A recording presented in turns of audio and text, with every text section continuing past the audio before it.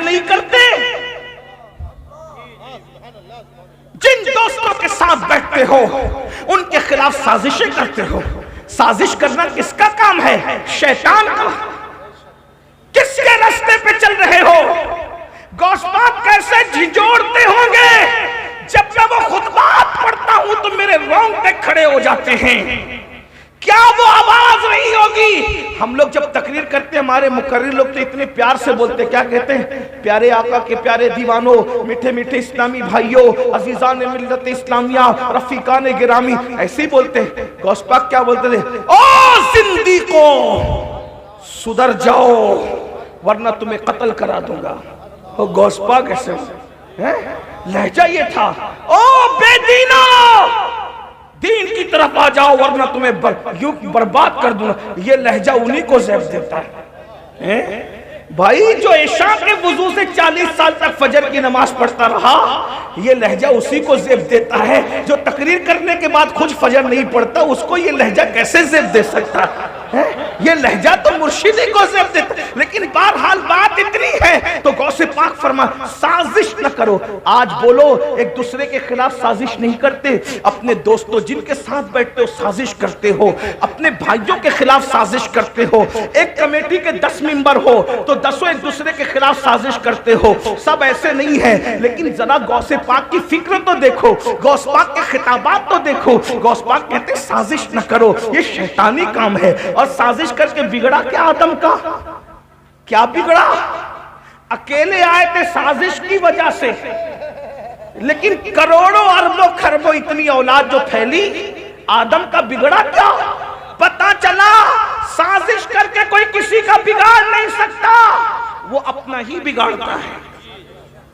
نہ کرو سازش، مومن کا کام نہیں. بلکہ مومن کا کام کیا ہے؟ اللہ کے رسول فرماتے ہیں الدین النصیحہ، دین بھلا چاہنے کا نام ہے. دین بھلا چاہنے کا نام ہے. سازش کرنا مومن کی شان نہیں، بھلا چاہنا مومن کی شان ہے. آپ کہیں گے میں تو سب کا بھلا چاہتا ہوں، کوئی میرا بھلا نہیں چاہتا. میں نے کہا یہ تو اور بھلے کی بات ہے. کیوں؟ جب تم سب کا بھلا چاہتے ہو تو قدرت تمہارا بھلا چاہتی ہے. اب کوئی آپ کا بھلا چاہے نہ چاہے، قدرت جس کا بھلا چاہے اس کا بگاڑ کیا کون سکتا ہے؟ اس لیے میرے بھائیوں سازش سے نکلو. یہ غوث پاک کے خطبات کا حصہ ہے جو میں پیش کر رہا ہوں. حسد سے نکلو. آج کوئی دوست زیادہ خوبصورت ہے تو دوسرے دوست اس سے حسد کرتے ہیں. اگر کوئی مالدار ہے اس سے حسد کرتے ہیں. غوث پاک فرماتے ہیں حسد کرنے والا اللہ کا دشمن ہے. حسد کرنے والا، تم تو اپنے اماموں سے بھی حسد کرتے ہو، تم تو اپنے بھائیوں سے بھی حسد کرتے ہو، تم تو اپنی بہنوں سے بھی حسد کرتے ہو. کتنے حسد میں ڈوب گئے. حسد زنا سے بھی خطرناک ہے، حسد چوری سے بھی خطرناک ہے، حسد سور کھانے سے بھی خطرناک ہے، حسد شراب پینے سے بھی خطرناک ہے. اس لیے کہ حسد نے کسی کو شیطان بنایا ہے. شیطان. حسد نہ کرو. آج تو اماموں سے حسد، بھائیوں سے حسد، بہنوں سے حسد کسے کہتے ہیں؟ جس کو آپ جلیسی کہتے ہیں. یعنی کسی پہ اچھی چیز دیکھ کر کے جلنا. اس کو کیوں؟ غوث پاک کہتے ہیں وہ اللہ کا دشمن ہے. حسد کرنے والے تو اللہ کا دشمن ہے، کیونکہ اللہ دے رہا ہے اور تجھے برا لگ رہا ہے. جسے اللہ کا کام برا لگے اس کا کیا بنے گا؟ تو غوث پاک فرماتے حسد کرنے والوں کو تو مرتے وقت تو کلمہ بھی نصیب نہیں ہوتا. زنا کرتے ہوئے لوگ پکڑا جاتے ہیں، اس لیے لوگ زنا سے ڈرتے ہیں.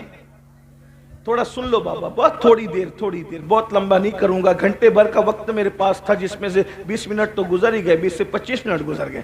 20-25 منٹ اور بچے ہوئے تو تھوڑا سا دھیان دے لو. سب اچھے سے سن رہے ہیں؟ تھوڑا آپ لوگ میرے بھائی سن لو. میرا چہرہ دیکھنے کے کیا شوق ہے. میں تو کہتا ہوں کہ مجرم کو نہ شرماؤ، احباب کفن ڈھک دو، منہ دیکھ کے کیا ہوگا، پردے میں رہنے دو. ہم اپنے آپ کو خوب سمجھتے ہیں کیا ہے؟ یہ تو اللہ کا کرم ہے کہ اللہ نے میرے گناہوں پہ پردے ڈال رکھا ہے تو آپ محبت کرتے ہو، ورنہ ہمیں اپنی اوقات خود پتہ ہے. مور ناچتا ہے تو بڑا خوبصورت لگتا ہے، بعد میں جب وہ اپنے پیروں کو دیکھتا ہے تو اس کو اپنی اوقات پتہ چلتی ہے، میں کیا ہوں، ہم کچھ نہیں ہے۔ جن کا ذکر ہو رہا ہے ان کو سن لو، بس ان کو سن لو، اس لیے کہ غوث پاک فرماتے ہیں جس کے دل میں میری محبت پیدا ہو جائے میں قیامت کے دن اس کو اپنے ساتھ جنت میں لے کے جاؤں گا۔ فرماتے ہیں جو مجھ سے محبت کرنے لگے اس سے جو دشمنی کرتا ہے پھر میں اس کو اس کے دشمنوں سے بھی بچاتا ہوں، اور اس کے دشمنوں سے پھر میں خود لڑتا ہوں۔ کہتے مریدی لا تخف واشن فإنی عزوم قاتل عند القتال، میرے ماننے والے گھبرانا نہیں، تیرا پیر عبدالقادر جیلانی بدلہ لینے والا اور دشمنوں کو قتل کرنے والا ہے۔ فرماتے بابا میرا گھوڑا بے لگام ہے، میری تلوار بے نیام ہے، جو آ کر کے ٹکراتا ہے میں اس کو ختم کر دیتا ہوں۔ اس کو میرے بریلی کے قلندر نے کہا العما خیر ہے اے غوث و تیکھا تیرا، العما خیر ہے اے غوث و تیکھا تیرا، مر کے بھی چین سے سوتا نہیں مارا تیرا۔ نعرہ تکبیر، نعرہ رسالت، مسلک اعلی حضرت جشن غوث الورا حضور سید امین القادری، نعرہ تکبیر۔ سبحان اللہ سبحان اللہ۔ ہر مرنے والا مر کے چین سے سو جائے، جیسے کسی کو اللہ نہ کرے کینسر ہے، کینسر میں تڑپ رہا ہے، جب کینسر سے وہ مر گیا اب مرنے کے بعد اس کو کینسر کا درد نہیں ہوگا کیونکہ وہ مر گیا، اب چین سے سو گیا۔ کسی کو ٹی بی ہے، ٹی بی میں کے مرض میں تڑپ رہا تھا مر گیا، اب اس کو ٹی بی کا درد نہیں ستائے گا۔ اسی طرح کوئی بیماری ہو، کسی کو کوئی بیماری ہو، مرنے کے بعد وہ درد اس کو نہیں ہوگا۔ لیکن میرے امام کہتے ہیں جس کو غوث اعظم نے مارا ہو، ہر مرا ہوا چین سے سو سکتا ہے، لیکن غوث اعظم کا مارا ہوا چین سے اس لیے نہیں سو سکتا کہ ادھر غوث اعظم نے مارا اور مرنے کے بعد ادھر فرشتے بھی اس کو ماریں گے۔ العما خیر ہے اے غوث و تیکھا تیرا، مر کے بھی چین سے سوتا نہیں مارا تیرا۔ اور کہتے ہیں تو ہے وہ غوث کہ ہر غوث ہے شیدا تیرا، تو ہے وہ غیث کہ ہر غیث ہے پیاسا تیرا۔ راج کس شہر میں کرتے نہیں تیرے خدام، باج کس نہر سے لیتا نہیں دریا تیرا، اور تو گھٹائے سے کسی کے نہ گھٹے ہے نہ گھٹے، تو گھٹائے سے کسی کے نہ گھٹا ہے نہ گھٹے، جب بڑھائے تجھے اللہ تعالیٰ تیرا، وہ مٹ گئے مٹتے ہیں مٹ جائیں گے آدھا تیرے، نہ مٹا ہے نہ مٹے گا کبھی چرچا تیرا، نہ مٹا ہے نہ مٹے گا۔ تو حضور غوث پاک فرماتے حسد نہ دیکھو، حسد ہم نے نیکی کی، جو نیک ہیں ان کی نیکیاں کھا جاتا ہے حسد، جیسے آگ لکڑی کو کھا جاتی ہے۔ ہم نے تو نیکی کتنی کی، حسد مت کرو۔ آج جو قتل ہو رہے ہیں، مرڈر ہو رہے ہیں حسد کی وجہ سے۔ ابھی الیکشن کے ایام شروع ہوں گے، دیکھیے پھر کیا حسد ہے، حسد نکل کر آئے گا۔ میں کوئی سیاسی آدمی نہیں، جتنے ملک نے قانون نے اجازت دی اتنی سیاست میں دلچسپی لو، باقی حسد کر کے اپنی آخرت کیوں برباد کرتے ہیں۔ الیکشن کے بعد مرڈر ہوتے ہیں، الیکشن کے بعد ان کے گھر کی عورتوں کے ساتھ کھیل ہوتے ہیں، صرف اپنے حسد کی آگ کو بجھانے کے لیے۔ اگر کسی نے کچھ کسی کے ساتھ کر دیا، یہ جادو تک لے جاتا ہے حسد، کرنی کرتب تک لے جاتا ہے حسد۔ لوگ کہتے ہیں کہ ہر چوتھے آدمی کو شوگر ہے، عامر لوگ کہتے ہیں، میں نہیں کہہ رہا، عامر لوگ کہتے ہیں ہر دوسرے آدمی کو سحر ہے۔ وجہ حسد، دیورانی جٹھانی پہ کر رہی حسد، ساس بہو پہ کر رہی حسد۔ یہ حسد کیا ہے؟ اور یاد رکھنا، حسد کر کے تم کسی کو پریشان کرتے ہو، کر سکتے ہو پریشان، اس کو برباد نہیں کر سکتے، اس کو مٹا نہیں سکتے، اس کو ختم نہیں کر سکتے۔ کیوں؟ شیطان ہلکان کر سکتا ہے، شیطان انسان کو مار نہیں سکتا۔ یہ آج جو جادو زوروں پر ہے نا، یہ بہنیں پنڈتوں تک جاتی ہے، سادھوؤں تک جاتی ہے، عاملوں تک جاتی ہے، ایسے مولویوں تک جاتی ہے جو کالے کرتب کر کے اپنے آپ کو بھی مولوی کہتے ہیں۔ کالے کرتب کرنے والا مولوی ہوگا؟ مولوی کا مطلب مولا والا، ہر داڑھی رکھنے والا مولوی نہیں ہوتا۔ جس کے دل میں اللہ کا ڈر ہوتا ہے وہ عالم ربانی ہوتا ہے۔ اور 500,000 میں ایسے کا، اور یہ بھی، اور آپ بھی ڈرتے رہتے ہو، کہتے ہیں اس نے کچھ کر دیا تو کیا؟ میں نے کہا تیرے رسول نے تو تجھے ایسی حفاظت کا دستہ دیا ہے، ایسی زرہ دی ہے، تم پہنتے کیوں نہیں؟ بہت معافی کے ساتھ حضور نے تمہیں زرہ دے رکھی ہے۔ زرہ سمجھتے ہو؟ جنگ کے میدان میں جو لوہے کا لباس آتا ہے اس کو زرہ کہتے ہیں۔ جب وہ پہن کر کے آدمی میدان، ہر بہادر و کمزور و زرہ پہن کے میدان میں آتا، جب میدان میں آتا تو تیر اس پر اثر نہیں کرتے، تلوار اس پر اثر نہیں کرتے، اس کو زرہ کہتے لوہے کا۔ حضور نے بھی تمہیں زرہ دی ہے۔ 2 زرہ کا ذکر کرتا ہوں، اور اگر وقت رہا تو تیسری زرہ بھی بتاؤں آپ کو، اپنی طرف سے نہیں، میں کوئی عامل وامل نہیں ہوں، کسی بھی فیلڈ کا عامل نہیں، لیکن ہم تو حضور کے غلام ہیں، ہم ہر چیز میں اپنے بزرگوں کو دیکھتے ہیں۔ ایسی پاورفل چیزیں تمہارے پاس ہیں، تمہیں کوئی قبرستان میں بیٹھنے کی ضرورت نہیں، چلے چٹنی کرنے کی ضرورت نہیں، بس حضور نے تمہیں بتایا۔ آقا علیہ السلام فرماتے ہیں جو باوضو رہے وہ اللہ کے قلعے میں محفوظ ہو گیا۔ سبحان اللہ۔ حضور کی حدیث ہے صلی اللہ علیہ وآلہ وسلم، باوضو آدمی پہ جادو اثر نہیں کر سکتا جب تک وہ باوضو رہے گا۔ حضور کہہ رہے ہیں، اور کیا فرمایا؟ اللہ کے قلعے میں محفوظ ہو جاتا ہے وضو کرنے والا۔ ارے کوئی بادشاہ کے قلعے میں محفوظ ہو جائے، اس کا کوئی کیا بگاڑ سکتا ہے؟ جو اللہ کے قلعے میں محفوظ ہو اس کا کوئی کیا بگاڑ سکتا ہے؟ بے شک بے شک۔ سرکار غریب نواز پہ کیسا جادو کرنا چاہا، ہوا جادو کا اثر ہوا غریب نواز پر، ہوا غریب نواز پہ جادو کا اثر۔ باوضو رہو، لیکن باوضو کیا رہو گے میرے بھائی؟ برا مت ماننا، تم تو کھڑے ہو کر پیشاب کرتے ہو، اس کے بعد پانی بھی نہیں لیتے۔ تمہیں وضو کرنا بھی میرے بھائی لوگ نہیں آتا زیادہ تر۔ اگر اچھے علماء سے آپ اپنا وضو چیک کرائیں نا تو آپ منہ ہاتھ تو دھوتے ہو، وضو نہیں کرتے۔ صحیح فرما رہے ہیں۔ جب عالم کے پاس آپ اپنا وضو چیک کرائیں تو آپ ناکام ہوں گے، جب یہ وضو اللہ چیک کرے گا تو کیسے کامیاب ہوں؟ کمپیوٹر سیکھانا وضو بھی سیکھ لیتے، موبائل چلانا سیکھانا تو غسل بھی سیکھ لیتے، کم سے کم پاک تو رہتے۔ بے شک۔ 3 بچوں کے باپ ہو گئے، غسل وضو نہیں آتا۔ 3 بچوں کی مائیں ہوگی، وضو سیکھا نہیں۔ ہر ایک کے لیے وقت دیا، اللہ کے لیے وقت نہیں دیا۔ اللہ کے بندوں غسل وضو سیکھو۔ آپ یہ نہ کہنا کہ کس مولوی کو لا کر کے بٹھایا، یہ تو ہمیں غسل وضو کی بات کرتا ہے، ہم تو بہت بڑی بات سننے کے لیے آئے تھے۔ میں نے کہا دیکھو میرا کام ڈاکٹر کا ہے، میں آپ کا میزبان نہیں ہوں، میں ڈاکٹر کا کام سے آیا ہوں۔ میزبان جو ہوتا ہے وہ مہمان کی پسند کی غذا کھلاتا ہے یا اپنی پسند کی کھلاتا ہے، لیکن ڈاکٹر نہ اپنی پسند کی کھلاتا ہے نہ مہمان کی، کیونکہ مہمان نہیں ہوتا، وہ تو ضرورت کے مطابق دوا دیتا ہے، چاہے مریض اس کو 4 گالیاں دے دے۔ تو ہم بھی اسی طرح آئیں میرے بھائی، نام آپ کے میزبان نہیں ہے۔ آپ نے ابھی تک وضو نہیں سیکھا، آپ جنت میں کیسے جاؤ گے؟ آپ اپنا وضو چیک کریں نا، کسی عالم سے چیک کرائیں۔ کبھی سیکھا وضو سیکھنے کے لیے بیٹھے؟ اب تو آن لائن کلاسیں علماء اہل سنت چلا رہے، علماء آن لائن کلاسز چلا رہے، آدھا پون گھنٹہ نکالو گے نا، بلکہ میں تو کہتا ہوں کسی اچھے عالم کے پاس صرف 2 گھنٹہ بیٹھ جاؤ، آپ کو وہ 2 گھنٹے میں وضو بھی سکھا دیں گے، غسل بھی سکھا دیں گے، نماز بھی سکھا دیں گے۔ 2 گھنٹے، زیادہ وقت نہیں لگتا۔ اپنا دین بہت آسان ہے۔ یہ میری بہنیں بیٹھی ہوئی ہیں، اللہ انہیں ان پہ رحمت فرمائے، یہ لوگ بھی کچھ نہیں جانتی۔ آپ بتائیں جس کی ماں پوری زندگی پاک نہ ہوئی ہو، میں حیا کے پردے میں کہہ دوں، ذرا بتائیں، جب آپ علماء سے پوچھیں، مجھ سے مت پوچھیں، میں بہت چھوٹا آدمی ہوں، جب آپ کو غسل نہیں آئے گا تو آپ پہ جنابت کا غسل فرض ہوگا، جب غسل ہی نہیں آئے گا تو آپ پاک نہیں ہوں گے۔ تو زندگی بھر جو پاک نہ رہا اس کے گھر میں نیک اولاد کیسے پیدا ہوگی؟ زندگی بھر جس کی ماں پاک نہ ہو سکی اس کے گھر میں کوئی ولی قطب ابدال کیسے پیدا ہوگا؟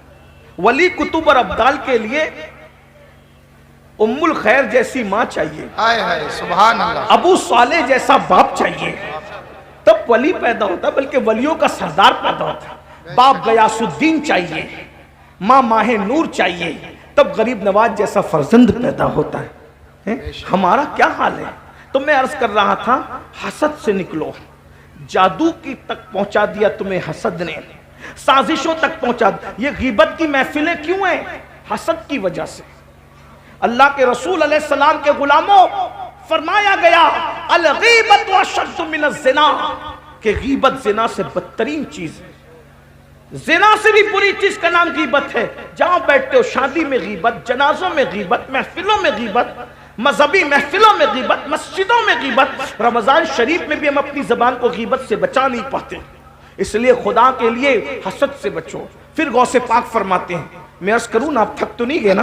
خطبات میں غوث پاک کے پڑھ رہا ہوں. مجھے پتا ہے آپ کو نعرہ لگانے والی تقریر چاہیے، لیکن آج میں ایسا نہیں کروں گا. میں کوئی کرامت غوث پاک کی بیان نہیں کروں گا، حالانکہ میں کرامت پر ایمان رکھتا ہوں، میرا عقیدہ ہے الحمدللہ. لیکن آج میں غوث پاک کے خطبات پڑھ رہا ہوں. توجہ کرنا. غوث پاک فرماتے ہیں تکبر نہ کرنا. جوانوں سے کہتے ہیں جوانوں تکبر نہ کرنا. کیوں؟ کیونکہ ہر گناہ فاسق بناتا ہے اور تکبر کافر بناتا ہے. وَاسْتَكْبَرَ وَكَانَ مِنَ الْكَافِرِينَ، اور تکبر کیا کافروں میں سے ہو گیا. تمہیں بائک ملتی ہے مہنگی والی بائک، اس پہ جینس اور ٹی شرٹ پہن لیے اور اللہ نے تھوڑا سا حسن دے دیا تو کتنا گھمنڈ کرتے ہو. کسی کو سلام نہیں کرتے، بوڑھوں کا مذاق اڑاتے ہو، علماء کا مذاق اڑاتے ہو. یہ تکبر ہے نا. مال نے تمہیں گھمنڈی بنایا نا، حسن نے تمہیں گھمنڈی بنایا نا، جوانی نے تمہیں گھمنڈی بنایا نا. غوث پاک فرمانے تکبر نہ کرنا. اللہ پاک فرماتا ہے کہ تکبر میری چادر ہے اور بڑائی میرا تیبن ہے، اس کو مجھ سے چھیننے کی کوشش نہ کرو.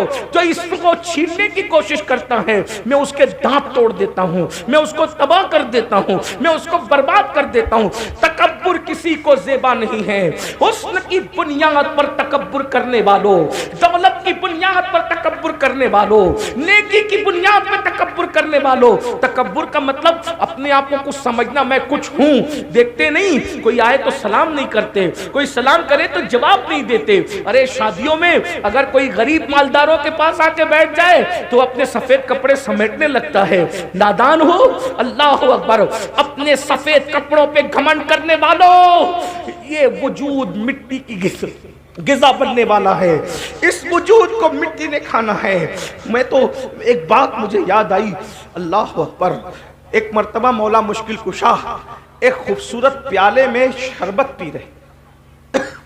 مولا علی پاک خاتم الولایت، سید السادات، امام المشارق والمغارب، حلال مشکلات والنوائب، اخی رسول و زوج البتول، فاتح خیبر، قاسم ولایت، سیدنا علی ابن ابو طالب کرم اللہ تعالی وجہہ الکریم خوبصورت سے مٹی کے پیالے میں شربت پی رہے ہیں.